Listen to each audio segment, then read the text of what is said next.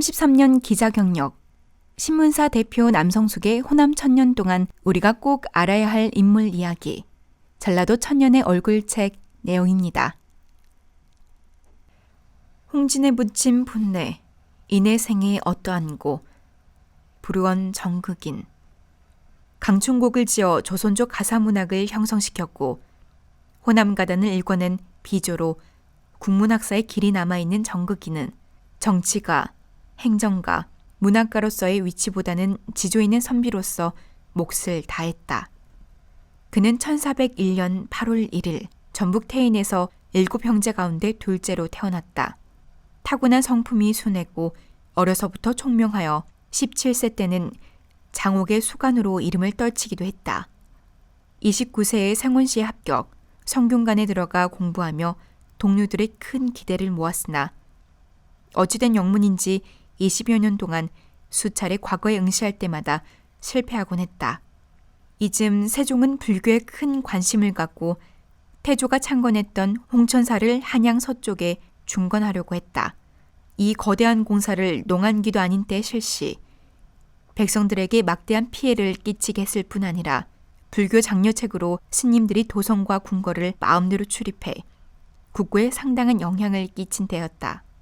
이에 대해 조정 대신들은 묵묵부답이었고 대관들이 상소에 논쟁하였으나 왕은 듣지 않았다. 37살이 되도록 과거 급제를 못하는 이름 없는 선비로 성균관 한쪽 방을 차지하고 있던 정극인은 용기를 내어 임금께 상소를 올린다.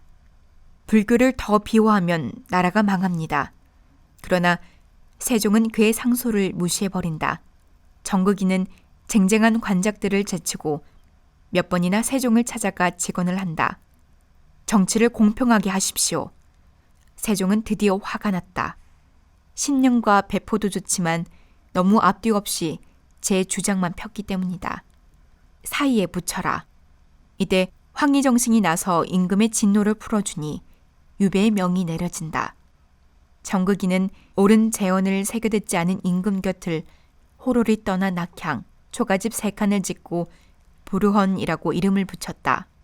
걱정거리 없는 집, 바로 정신의 휴식처로 명명하고 산과 들에 몸을 기대 시를 짓고 동네 일도 본다. 스스로 자처해 세종의 미움을 산 상소문의 제목이 요산 중 행호를 베어 죽이자였으니 불교에 대한 그의 혐오증이 짐작간다. 왕실 측에서 보면 너무 당돌한 개혁론자이자 다루기 힘든 제야의 지식인이었으므로 될 수 있는 한 그의 정치 개입을 막고 싶었을 것이다. 1451년 문종이 즉위했다. 문종은 학행이 있으면서도 과거에 응시하지 않은 자를 천거하라고 하자 성균관에서 51세인 정극인을 천거, 첫 관직에 나가게 됐다. 2년 후 단종이 즉위한다. 주위 사람들이 과거에 응시하라고 권하자 마지못해 응시 53세의 나이로 문과에 급제한다. 늦은 나이에 급제한 정극인은 이후 종합박사와 교수 훈도를 2번 역임했다. 1455년 단종이 세조에게 왕위를 물려주자 벼슬을 그만두고 낙향했다가 4년 후 예종이 즉위하자 사건은 정원에 전보돼 다시 상경했다.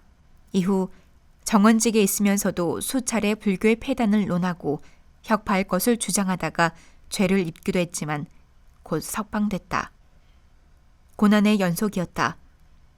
주장이 강한 그는 다시 관직의 환멸을 느끼고 69세의 고령임을 들어 낙향할 것을 간청했다. 이듬해 성종 원년에야 전북 태인에 돌아오게 된다. 성종은 이듬해 언로를 열어 조정의 득과 실을 알고자 여론을 구했는데 정극인은 항상 성종의 과분한 은총에 사은해야 한다며 80세의 노구를 이끌고 말을 타고 상경, 고마움을 표시하면서 시사를 논했다고 한다. 이에 성종은 술을 하사하고 위로하니 태인에 내려온 정극인은 이제야 내 뜻을 이루었다고 홀가분해하며 일생을 마칠 준비를 했다. 1481년 8월 16일 81세를 일기로 세상을 떠났다. 조선 중기 변혁시대를 산 선비로 6왕을 거치면서 굳건한 지조, 청렴 결백으로 사회 종교의 개혁을 요구한 정극인. 벼슬에 나갔을 때 제야의 지식인에 가까웠던 야인의 조선 개혁론이 신선하게 다가온다.